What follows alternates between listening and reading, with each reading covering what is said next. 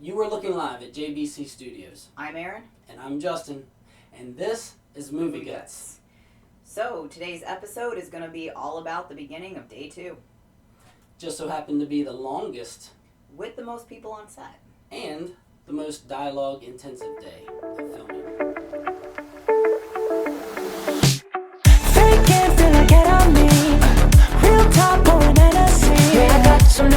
I got some new feelings that make you uncomfortable. So Justin, tell us a little bit about how this location at the office came about. Well, luckily, I knew a guy named Steve. Thanks, Steve. Thank you, Steve.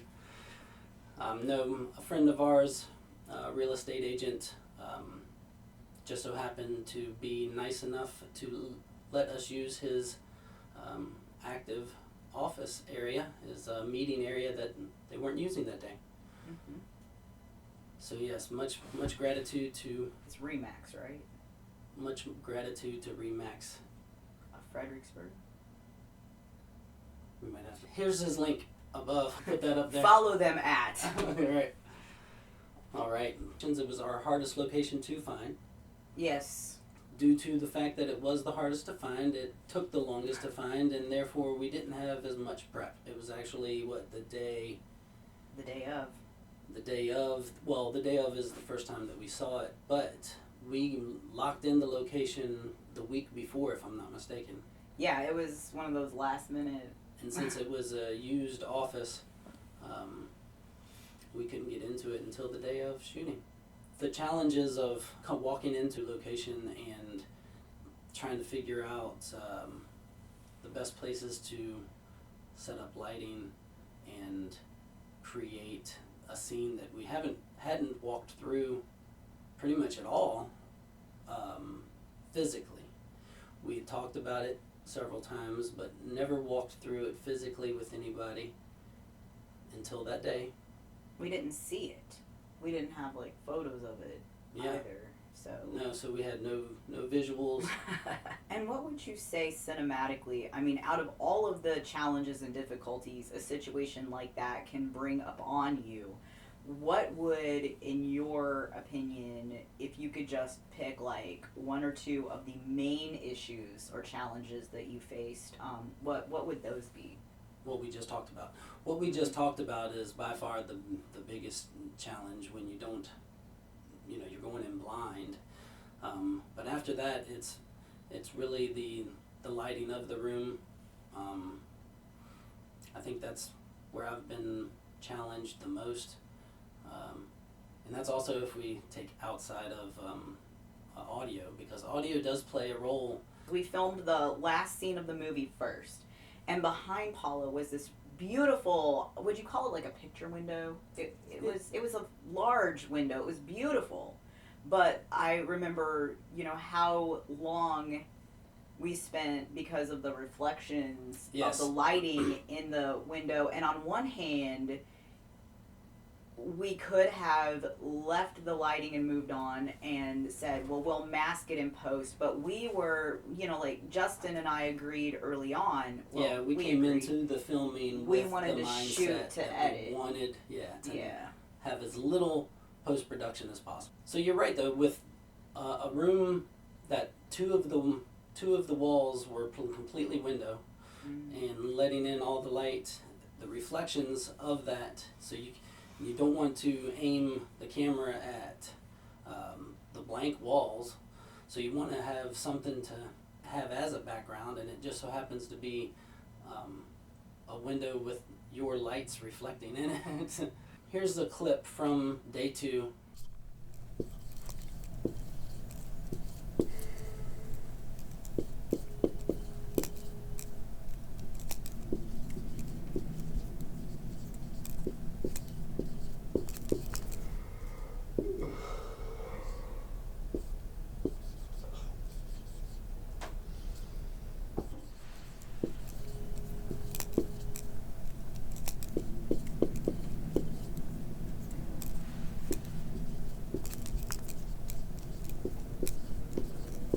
Weigh your options. Now, today's final meeting point is this. one of you is going to be getting a promotion because we want to do big things here in Aaron Corporation. So we learned a lot, or at least I did, when it comes to lighting, windows, location. But it was a very nice office. Like Oh, I mean, yes. it was ideal for, in my mind, Served us perfectly. what I was thinking. Because when I was writing the script, I wasn't thinking an office as in, you know, there's a bookshelf in the back and there's his desk. I was thinking more of the boardroom aesthetic. And it was a nice scene in the fact that it gave us a chance, because in a short film, you know, you're working in a small window, and it gave us a chance to introduce each of what I would call of course, the two lead characters, you know, okay. Oh my god. Introduce the main characters. Yeah. It slowly drew out the introduction. We knew it was a short movie, and we wanted to, kind of make it as long as possible without being annoying. Well, we did want it to be Meandering. We did want it to be annoying, so, but without meandering too much. Yes. You get to see almost all of the main characters, of course, in one room. We had several extras that was in another scene. They weren't in that scene, of course, so they're in the building. We had the crew. We had upwards of, what did we count? 16 people. Yeah, I think round about 16 people. So at the beginning we spoke and mentioned, I mentioned how heavy the dialogue was for that day. Yes. Do you want to elaborate on why that was? Well, that was probably, I would say that day was like, or even just that location, that first half of day 2 was roughly 60% of the dialogue. And That's a good amount yes. for a 15-minute movie. It really is. But a lot of important elements happen in that scene. Aside from the cafe. I remember that scene that we just showed did come kind of on set. We wanted to introduce, we were like, hey, let's take a second to introduce each one of the characters. And I think Matt had been playing with his pen anyway, Yes. and we were like, perfect.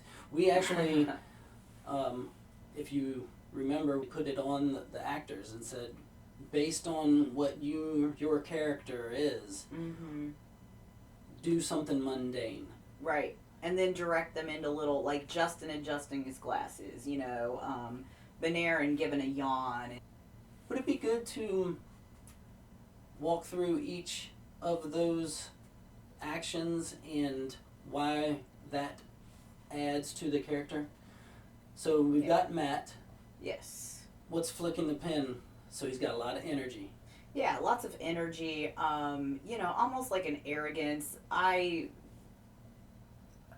A lot of my academic background is in, for example, academic debate, and one thing we would do, especially times when we really didn't have a good case to go up and present to the judges, is this kind of lean with the pen and just flick the pen. Like maybe you know more than what you actually. There was a lot of right. There was a lot of psychological power moves in like academic, like collegiate debate and high school debate, and the pen flick was one of those. And so when he was already doing that naturally, it brought me back to those days. Yeah. And then we move our way to Justin. Yes. And we were going to I was trying to stack. If you notice, each time we go to the next character, I wanted the character previous to be in the background. I liked that a lot. Little spoiler, it's the reverse order of kill. True. It is. I didn't think it was trivia. Nice. But yeah, and Justin, we had him just adjust the glasses, because out of the trio, he is more of the, I guess, His character. intelligent one. His character's name. Oh, let's see. Matt is Andrew. Justin is Lars. So Justin as Lars Yes. needed to portray a studious, almost almost too smart for his own good Yeah. demeanor. And what else? What other character traits were we trying to accentuate with his With Lars. his posturing? Right. I feel like in a lot of horror movies, there's that one character out of, I guess, what you would list as like the antagonist. There's that one that you almost want to like, Right. but you can't for very obvious reasons, and that was his character. So after introducing Justin, we slowly moved back to reveal Blake, played by Benarin. Yes. Now let's tell us a little bit about his All character. right, so Blake is the pretty girl. And I'm going to preface this with I told all three of these men, I know they got fuzzy. Okay, so I'm going to preface this. I told all three of the guys, take every 90s teen movie you've ever seen with the three mean girls in them, and you're the short film version of these mean girls. He's confident as well. All these guys are confident, Yeah. but Blake's confidence is more flirtatious, more sexually driven. Yes. Blake's movements here, we wanted to let him display that, whereas I guess whereas Matt was above it by like, I'm busy, I've got other things going on in my mind. Blake was above it in a way that I'm kind of tired. I don't even really need to be here. Why? Right. Why? What's the point? Right. What's that song? I'm too sexy for my for this office. That's kind of that's where we were going with him, and I'll play Right Said Fred over top of there. I think you should like. We should get one of him yawning and then play doom doom. I'm too sexy.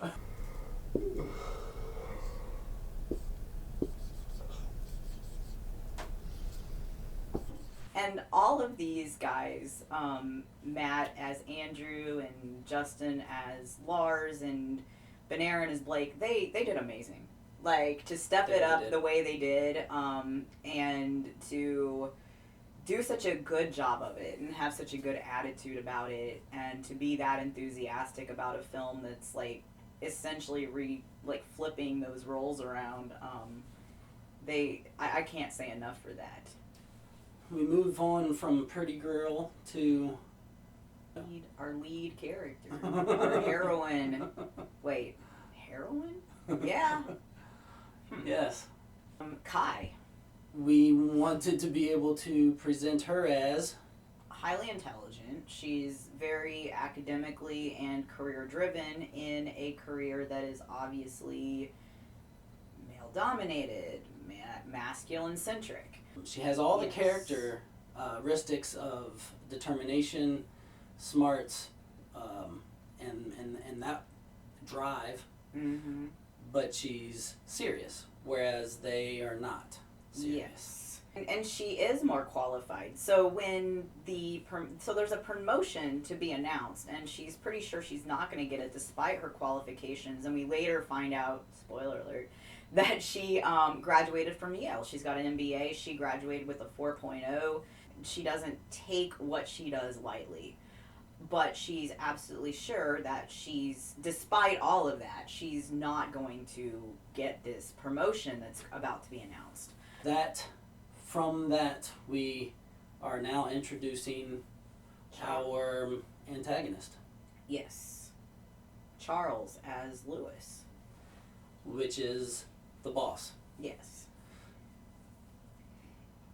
So we wanted to, really at the beginning here with him, there's not necessarily